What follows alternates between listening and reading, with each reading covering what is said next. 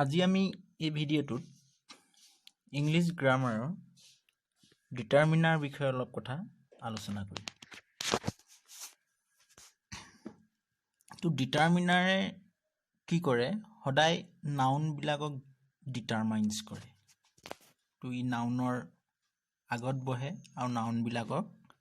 কি কৰে, ডিটাৰমাইন্স কৰে। এই ডিটাৰমিনাৰ কেনেকৈ বহে,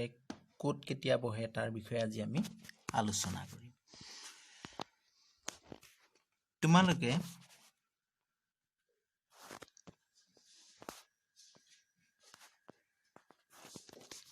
এই সেন্টেন্স গিটাত চোৱা হো, this is my book, he is a student who reads in the school where I read, he gave me a few books, each of them will be rewarded, which book do you like. তো এই সেন্টেন্সটোত কি হৈছে, এই sentence গিটাত কি হৈছে, আমি কেইটামান ৱৰ্ডৰ ওপৰত ফ'কাছ কৰিম। ইয়াত আহিলে দিস, তাৰপিছত তোমালোকে চোৱা মাই, তাৰপিছত চোৱা ষ্টুডেণ্ট, তাৰপিছত চোৱা দ্য স্কুল, তাৰপিছত চোৱা ফিউ, তাৰপিছত চোৱা ইচ, তাৰপিছত চোৱা হুইচ। তো ইয়াত কি হৈছে, নাউনৰ আগত কিছুমান শব্দ আমি ব্যৱহাৰ কৰিছোঁ বা কিছুমান আমি নাউন হিচাপে ব্যৱহাৰ কৰিছোঁ বা ছাবজেক্ট হিচাপে ব্যৱহাৰ কৰিছোঁ। ইয়াত দিছটো ছাবজেক্ট হিচাপে অৰ্থাৎ নাউন হিচাপে নিজেই ব্যৱহাৰ হৈছে। তাৰপিছত মাইটো আকৌ নাউনৰ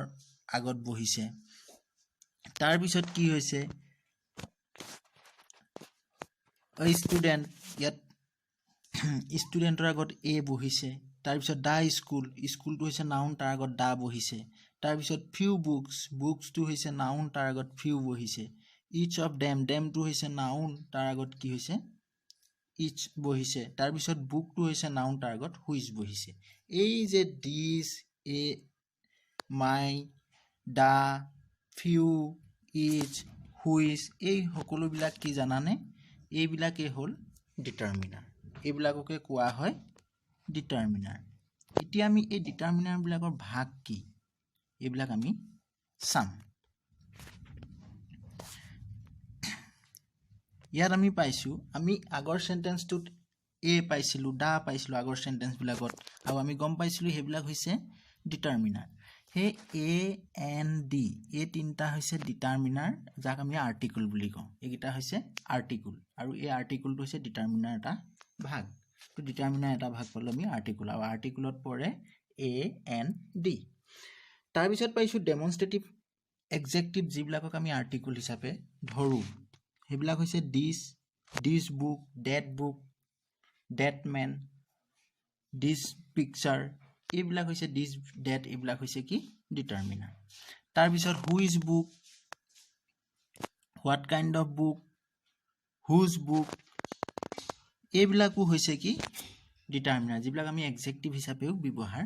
কৰোঁ। তাৰপিছত সেইবিলাকক ইণ্টাৰগেটিভ, কুৱেশ্যন কৰিবৰ কাৰণে সেইবিলাক ব্যৱহাৰ কৰোঁ। যেনেকৈ আমি পাইছিলোঁ হুইচ বুক, হুজ বুক, এইবিলাক হৈছে কি ডিটাৰমিনাৰ। হুইচ, হুজ, হোৱাট, এইবিলাক হৈছে ডিটাৰমিনাৰ, যাক আমি এডজেক্টিভ হিচাপেও ব্যৱহাৰ কৰোঁ। এইবিলাকক কোৱা হয় ইণ্টাৰগেটিভ ডিটাৰমিনাৰ, অৰ্থাৎ এডজেক্টিভছ। তাৰপিছত আহিলে পজেচিভ এডজেক্টিভ, যিবিলাকক আমি ডিটাৰমিনাৰ হিচাপেও ব্যৱহাৰ কৰোঁ। যেনে my book, your book, her book, এইবিলাক হৈছে কি মাই, ইয়'ৰ, হাৰ, হিজ, এইবিলাক হ'ল ডিটাৰমিনাৰ। তাৰপিছত আহিলে ডিষ্ট্ৰিবিউটিভ এডজেক্টিভ, যিবিলাকক আমি ডিটাৰমিনাৰ হিচাপে ব্যৱহাৰ কৰোঁ। যেনে each boy, every man, neither, nor, এইবিলাক হৈছে কি ডিষ্ট্ৰিবিউটিভ এডজেক্টিভ। তাৰপিছত আহিলে adjective of quantity and number. Adjective of quantity হ'ল few, little, much, many, more, এইবিলাক হ'ল এডজেক্টিভ অফ কোৱান্টিটি। আৰু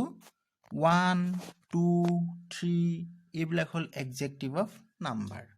অৰ্থাৎ যিবিলাক আমি ডিটাৰমিনাৰ হিচাপে ব্যৱহাৰ কৰোঁ। যদিও মই এইবিলাক ইণ্টাৰগেটিভ এডজেক্টিভ দিছোঁ, এই এডজেক্টিভবিলাক আমি কি কৰিম, ডিটাৰমিনাৰ হিচাপে ব্যৱহাৰ কৰোঁ। পজেচিভ এডজেক্টিভ যিবিলাক আমি ডিটাৰমিনাৰ হিচাপে ব্যৱহাৰ কৰোঁ। ডেমনষ্ট্ৰেটিভ এডজেক্টিভ যিবিলাক আমি ডিটাৰমিনাৰ হিচাপে ব্যৱহাৰ কৰোঁ তাত কোৱান্টিটি ডিটাৰমিনাৰ আৰু নাম্বাৰ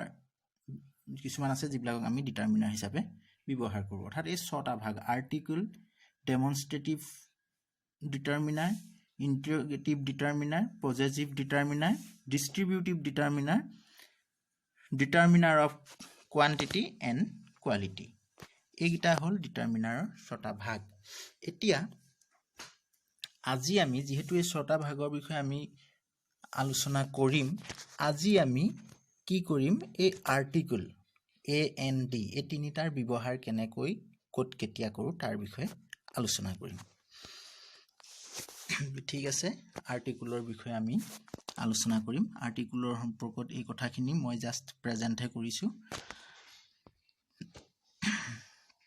ইয়াত তোমালোকৰ কাৰণে কিছুমান সেন্টেন্স আছে চোৱা হম ইয়াত আছে I want a mango I want an apple I want the red apple ইয়াত A and D এই তিনিটা শব্দ আমি পাইছো a mango an apple the red apple ইয়াত A and D আমি ব্যৱহাৰ কৰিছো বেলেগ বেলেগ কন্টেন্টত বেলেগ বেলেগ সেন্টেন্সত বেলেগ বেলেগ ওয়াৰ্ডৰ আগত এতিয়া এই তিনিটা আৰ্টিকল A N D আমি কেতিয়া কেতিয়া ব্যৱহাৰ কৰো তোমালোকে জানা নাই ইয়াৰ প্ৰথমটো হ'ল use a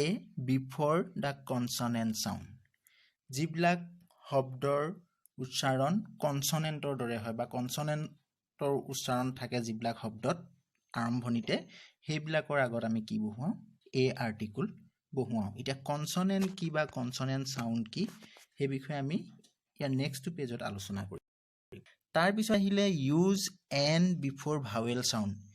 এতিয়া আমি কি কৰিছো এই এন টু কিহৰ ওপৰত ব্যৱহাৰ কিহৰ আগত ব্যৱহাৰ কৰিছো ভাৱেল সাউন্ডৰ আগত টু যত সাউন্ড টু ভাৱেলৰ দৰে হ'ব তাৰ আগত আমি এন ব্যৱহাৰ কৰিম use that to talk about something in specific কিবা এটা বস্তু আমি নিৰ্দিষ্ট কৰি দেখুৱাবলৈ কিবা এটা বস্তুক আমি স্পেসিফাই কৰিবৰ কাৰণে কি কৰো দা আৰ্টিকলটো বহুৱাও দা বহুৱাও the book the room where I lived the school where I studied এইবিলাকৰ আগত আমি স্পেসিফাই কৰিবৰ কাৰণে আমি কি কৰো দা আৰ্টিকলটো বহুৱাও আৰু ইয়াৰ উপৰিও আমি দা আৰ্টিকলটো কি কৰো ডাঙৰ নদ নদী পাহাৰ ভৈয়াম এইবিলাকৰ আগতো বহুৱাও ডাঙৰ কন্টিনেন্টৰ আগত বহুৱাও দা USA যেনেকে যিদৰে তাৰ পিছত মহৎ গ্ৰন্থ যেনে দা ৰামায়ণ দা পুৰাণ দা কুৰাণ এইবিলাকত আমি কি কৰো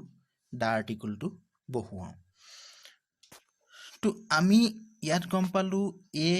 সাধাৰণতে কনসনেন্ট সাউন্ডৰ আগত বহে আৰু এন সাধাৰণতে ভাৱেল সাউন্ডৰ আগত বহে এতিয়া কনসনেন্ট আৰু ভাৱেল কি তাৰ বিষয়ে অলপ জানি লওঁ তো ঠিক আছে এই পেজটোত আমি কি কৰিম এলফাবেটৰ বিষয়ে আলোচনা কৰিম এলফাবেট কি এলফাবেট হৈছে অসমীয়াত যাক কোৱা হয় বৰ্ণমালা বৰ্ণমালানো কি তো আমাৰ ইংৰাজীত যে এই 26টা লেটাৰ আছে আমি সকলোৱে জানো ইংৰাজীত 26টা বৰ্ণ আছে এ পৰা জেডলৈকে নহয় জানো তো এই 26টা বৰ্ণকে একেলগে আমি কি বুলি কম এলফাবেট একেলগে কোৱা হয় এলফাবেট অৰ্থাৎ অসমীয়াত তাক বৰ্ণমালা এই বৰ্ণমালা বা এলফাবেট বিলাকক দুটা ভাগত ভাগ কৰিছে এটা কোৱা হয় ভাৱেল আৰু আনটো কোৱা হয় কনসনেন্ট এতিয়া আমাৰ এই 26টা যে বৰ্ণ আছিল তাৰে 5টা হৈছে ভাৱেল বাকি 21টা কনসনেন্ট যদিও তাতে দুটা সেমি ভাৱেল আছে তো ভাৱেল গিটা হল এ ই আই ও ইউ আৰু বাকি B C D F G H J K ইত্যাদি ইত্যাদি বিলাক হল কি কনসনেন্ট এতিয়া চোৱা তোমালকে ভাৱেল কেনেকৈ কনসনেন্টৰ পৰা পৃথক আমি ভাৱেল যাক অসমীয়াত কোৱা হয় স্বৰবৰ্ণ অৰ্থাৎ তাৰ স্ব অৰ্থাৎ নিজৰ সাউন্ড আছে যেটো নেকি আনৰ সহায় লব নালাগে যেনেকৈ আমি এ বুলি কওঁতে তাত এটাই সাউন্ড ই বুলি কওঁতে এটাই সাউন্ড ও বুলি কওঁতে এটাই সাউন্ড উ বুলি কওঁতে এটাই সাউন্ড উ বুলি কওঁতে এটাই সাউন্ড ই বুলি কওঁতে এটাই সাউন্ড অৰ্থাৎ ইয়াত এটাই সাউন্ড আন সাউন্ডৰ সহায় লব নালাগে কিন্তু আমাৰ কনসনেন্ট বিলাক যে আছে আমি ভাৱেল বিলাকৰ কি কৰিলো সাউন্ড কোতে আন একো বৰ্ণ বা সাউন্ডৰ এহঁতৰ নিজস্ব স্বাধীনভাৱে এহেঁতি চাউণ্ড কৰিব পৰা যায় কিন্তু ইয়াত বি চাউণ্ড বত আকৌ কি হৈছে অ উচ্চাৰণটো আহি গৈছে চি চাউণ্ড চ ক তাতে আকৌ চ বুলি কওঁতেও অ উচ্চাৰণ আহিছে ক বুলি কওঁতেও অ উচ্চাৰণ আহিছে ডি চাউণ্ড ড তো ডত আকৌ কি হৈছে অ উচ্চাৰণটো আহিছে ড ফ ঘ হ এইবিলাকত কি হৈছে অ উচ্চাৰণ অৰ্থাৎ ভাৱেলৰ চাউণ্ডটো গুচি আহিছে অৰ্থাৎ কনচনেণ্টবিলাকে ভাৱেলৰ সহায় লৈহে চাউণ্ড প্ৰডিউচ কৰে তো সেইবিলাক হ'ল কনচনেণ্ট যিবিলাক বৰ্ণই ভাৱেলৰ সহায় লৈ চাউণ্ড প্ৰডিউচ কৰে আৰু ভাৱেলবিলাকে নিজৰ সহায়তে চাউণ্ড প্ৰডিউচ কৰে অৰ্থাৎ ই আন লেটাৰ বা আন চাউণ্ডৰ সহায় নলয় এতিয়া আমাৰ ইংৰাজীত যদিও পাঁচটা ভাৱেল আছে কিন্তু মুঠ ভাৱেল চাউণ্ড হৈছে 20টা তো এই বিষয়ে ভাৱেল চাউণ্ডৰ বিষয়ে তোমালোকে পৰৱৰ্তী পৰ্যায়ত ভালকৈ শিকিব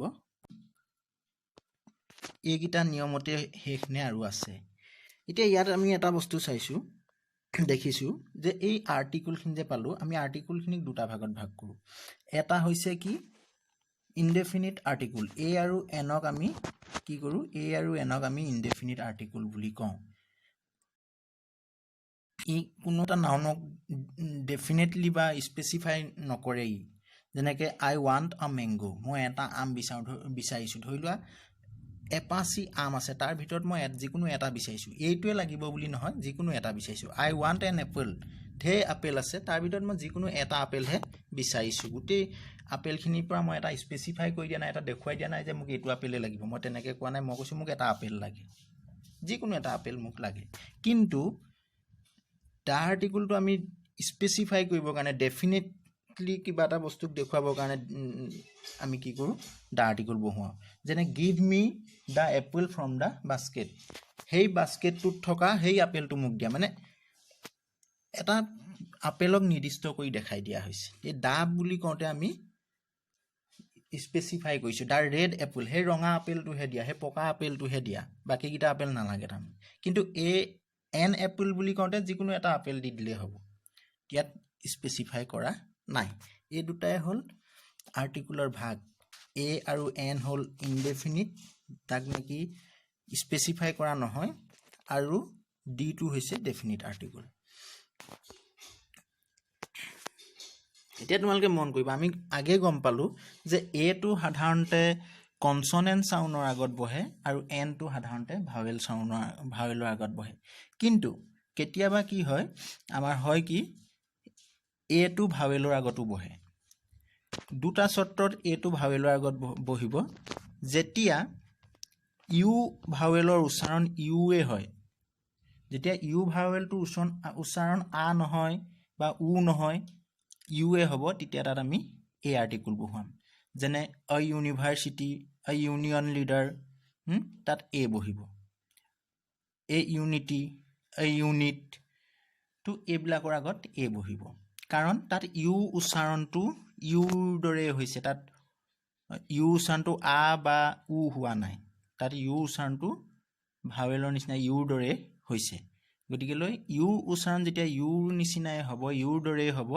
তেতিয়া তাত আমি এন নবহুৱাওঁ এ বহুৱাম ইউটো যদিও ভাৱেল তাৰ উচ্চাৰণ যদি ইউৰ নিচিনাই হৈ থাকে বা ইউৱে হৈ থাকে তেতিয়াহ'লে তাত আমি এ আৰ্টিকল বহুৱাম যেনে আ ইউনিভাৰ্চিটি আ ইউৰোপিয়ান লেডি আৰু আ ইউনিয়ন লিডাৰ আ ইউনিট এনেকুৱা ধৰণৰ তাৰপিছত যেতিয়া অ উচ্চাৰণ ৱাৰ দৰে হ'ব অ'ৰ উচ্চাৰণ যেতিয়া ৱাৰ দৰে হ'ব তেতিয়া তাত আমি কি কৰিম এ বহুৱাম যেনে 1 ৰূপী নোট আ 1 ৰূপী নোট তাত আমি কি কৰিলোঁ A1 এক প্লে তাত আমি কি কৰিছোঁ এ বহুৱাইছোঁ তাত আমি এ বহুৱাইছোঁ এই তিনিটা কথা মনত ৰাখিবা এই দুটা কথা যে ইউ উচ্চাৰণ যেতিয়া ইউৰ দৰে হ'ব তাত আমি এ আৰ্টিকল বহুৱাম অ উচ্চাৰণ যেতিয়া ৱাৰ দৰে হ'ব তাত আমি কি কৰিম এ আৰ্টিকলে বহুৱাম অৰ্থাৎ যেতিয়া ভাৱেলৰ চাউণ্ডটো কনচনেণ্টৰ দৰে হ'ব তেতিয়া তাত আমি কি কৰিম এ আৰ্টিকল বহুৱাম ঠিক তেনেকৈ এনৰ ক্ষেত্ৰত চাওঁ কেতিয়াবা আকৌ কি হয় কনচনেণ্টৰ আগতো এন বহে এতিয়া he is an honest to H আৰম্ভ হৈছে তাক আমি হনেষ্ট বুলি নকওঁ অনেষ্ট বুলি কওঁ তো ইয়াত অ এইচৰ উচ্চাৰণটো সাইলেন্ট হৈ আছে আৰু তাত অ উচ্চাৰণটো ফুটি উঠাৰ কাৰণে অ টো হৈছে যেহেতু অ উচ্চাৰণটো এটো ভাৱেল সাউন্ড গতিকে তাৰ আগত আমি এন বহুৱালো he is an honest man ঠিক তেনেকৈ এন আৱাৰটোত আমি এটো এইচ আৰম্ভ কৰিছো যেটো এইচ টো সাইলেন্ট ইয়াত সাইলেন্ট সাউন্ড ইয়াক আমি উচ্চাৰণ নকৰো তো গতিকে লৈ তাত আমি এন আৱাৰ বুলি কম আৱাৰ বুলি কওঁতে অ টো কি হৈছে আ উচ্চাৰণ হৈছে অৰ্থাৎ আ সাউন্ডটো হৈছে ভাৱেল সাউন্ড গতিকে লৈ ইয়াত আমি কি কৰিছো এই এন বহুৱাইছো এখানে ই যদিও কনসনেন্টে আৰম্ভ হৈছে কিন্তু সাউন্ডটো আমি ভাৱেলৰ লৈছো ঠিক তেনেকৈ এব্ৰিভিয়েশনত কি কৰা হয় আমি এটা কনসনেন্টৰ কি কৰো ভাৱেলৰ দৰে উচ্চাৰণ কৰো যেনে এমএলএ বুলি কওঁতে প্ৰথমে এম বুলি আহোতে এ ম অৰ্থাৎ এম হৈছে তো এ টো প্ৰথমে আৰম্ভ হৈছে সাউন্ডত এ টো আহিছে প্ৰথমে গতিকে এ টো হৈছে ভাৱেল সাউন্ড এমপি বুলি কওঁতে প্ৰথমে এ সাউন্ডটো আহিছে এ টো হৈছে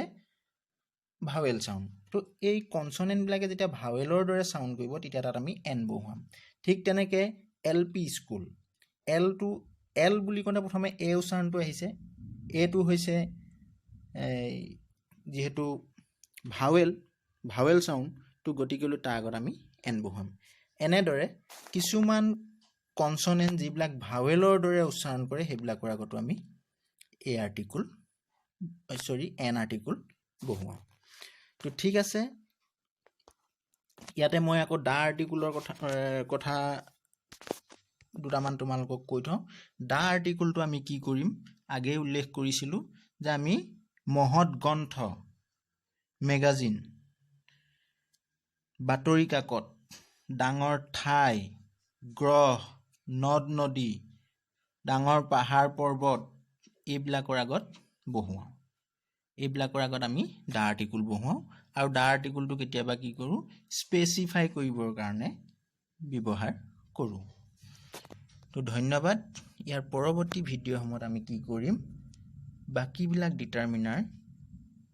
কেনেকৈ ব্যৱহাৰ কৰা হয় তাৰ বিষয়ে আলোচনা